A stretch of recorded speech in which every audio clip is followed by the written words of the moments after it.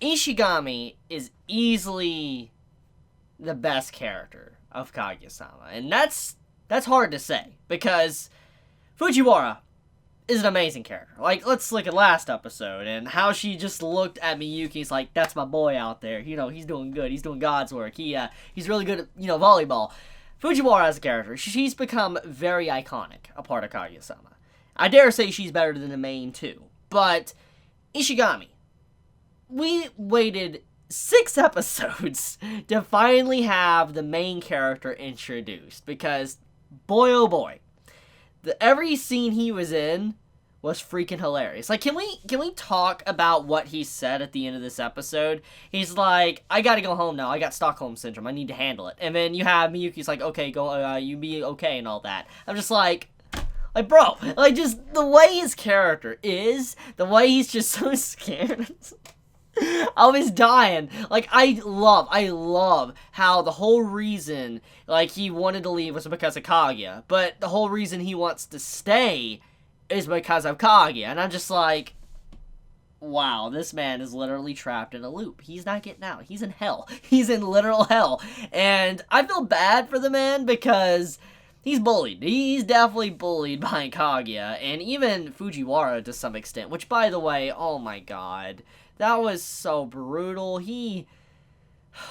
I feel bad for Ishigami. Like, the man tried to be a good dude. It just, you could tell he was, in a lot of ways, socially awkward. He couldn't read the situation, but he was so aware of what was going on with Fujiwara, how her, like, condition or whatever was changed, and the way he described it down to the T, like, the letter of what it was about, made him appear to be creepy. And so, I do think he gave too much information out.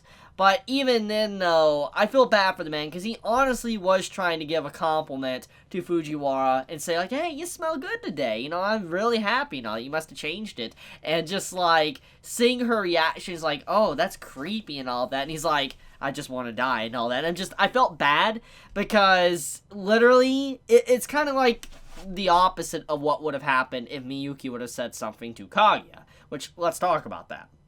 You see, Kaguya, she wanted Miyuki to notice her nails. What she did to her nails, how prettified they were and all that. She's like, please notice, please notice. She was literally flexing them in front of his face throughout the majority of the episode towards the end.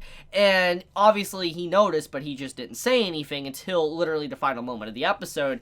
But she wanted him to notice, and he didn't say anything. And when you see someone like Ishigami, he notices Fujiwara's hair, and he says something, she's like, you're creepy. It really just shows the distinct difference to someone that wants to be noticed for something, and someone that's just passively going about and, just doesn't want to be noticed for something they change. In this case, Fujiwara, she has no romantic feelings for Ishigami. And so, obviously, being complimented by someone that she probably is not interested in could probably be a little bit creepy or unnerving, because the way he was paying attention to her, noticing these little details about her, it just weirded her out. And that's kind of the distinct difference here, what this episode wanted to show between Kaguya and Fujiwara and how they would have reacted.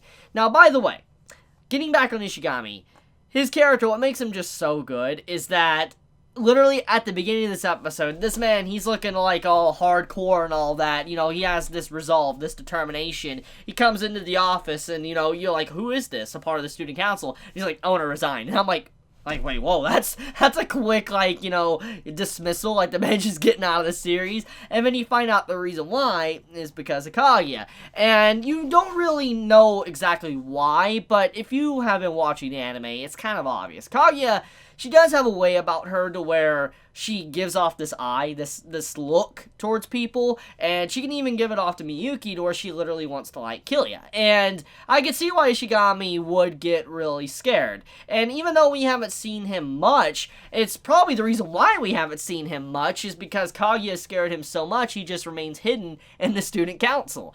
But basically, he's like, I want to resign. She's going to kill me. If I stay around, she will end my life. And he even says about Fujiwara, he's like, the way she looks at Fujiwara, her life expectancy is around probably 2 months. And I'm just like, wait, what? It just, when you see how he reacts, He's so scared. Like, his terror in his heart is so real. The voice actor nails how terrified he is. He just wants to get out. And then when he finds out the reason, like, behind the quiz, when he finds out, like, who you would pick that would probably be poking you in a dark forest or whatever, and he says Kaguya, he realized it was a love test of who you actually love. And he's like, I have Stockholm Syndrome. He's like, I don't really feel love. I feel terror in my heart. It had me dying. Like, oh. This is a good episode. I think out of, like, all the episodes, there's been some good moments all throughout the episodes. I love my comedy, but I just like the nature of Ishigami. He brings something new to the table in terms of comedy that we haven't seen yet from Kaguya-sama, and we did need another character a part of the cast, because, I mean, let's look at what we've had going on here. Kaguya and Miyuki, they're constantly playing mind games, obviously. And we know they love each other, they're just not going to admit it. And Fujiwara, she's usually the character that's going to kind of ruin things. She's like the wild card that comes in and ruins things for Kaguya. And now with Ishigami's, like, introduction, it's kind of like he is someone that's the equivalent of Fujiwara for Kaguya, but now he is for Miyuki. So they both have someone that they can rely on, talk with, and probably get their own information out, because they both have, you know, the respective friend group, basically. And so I do like how Ishigami's character, the way he's introduced, he'll bring something new to the cast, more comedy, and, you know, we can have a little bit more segments where how Kaguya, her bad side is, and how she's just truly a terrifying individual, and the man just wants to run away. So, anyways, let's talk about the entire flower scene and the cat scene as well. So, Fujiwara, as always, she has love on the brain, and she just wanted to have playful little quizzes.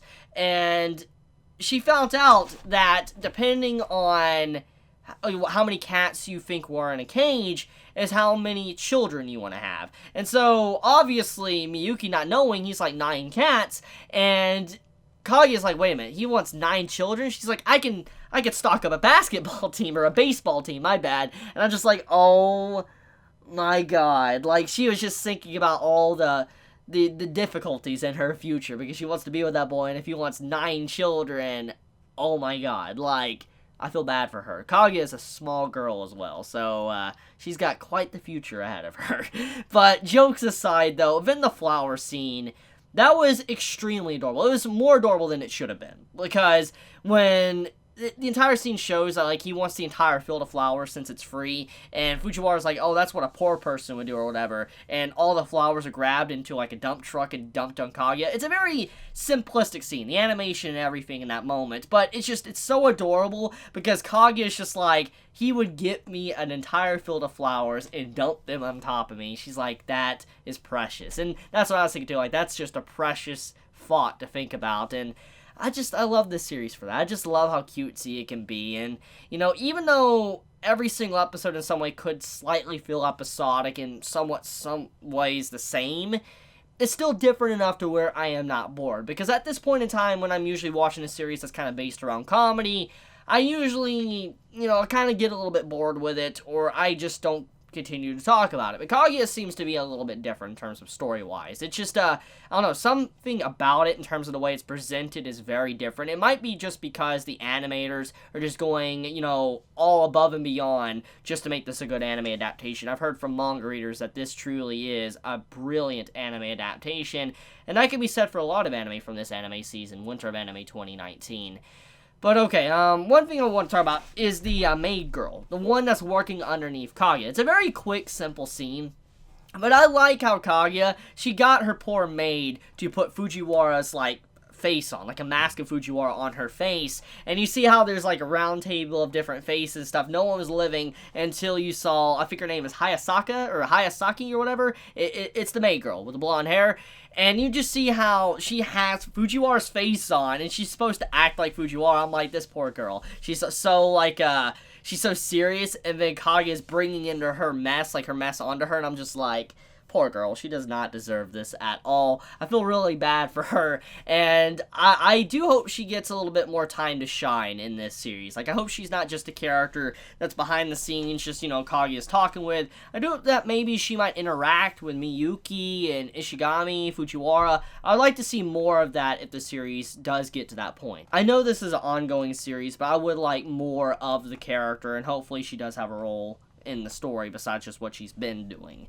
But I think that's pretty much about it. So, let me know your thoughts in the comments below. If you enjoy my content, you know, please subscribe. If you like this video, please leave a like. And if you want to get notified for whenever I upload a video, please click the bell icon down below. Because for some reason, even if you click the subscribe button, you don't always get notified for whenever a video is uploaded. So if you do want to get notified, hit that bell icon. And even if you don't do it for me, at the very least, do it for the YouTubers you do care about. Because it does help us out a lot. And just for some reason, you have to double subscribe. And with that, I love you guys. Be safe. Chibi out.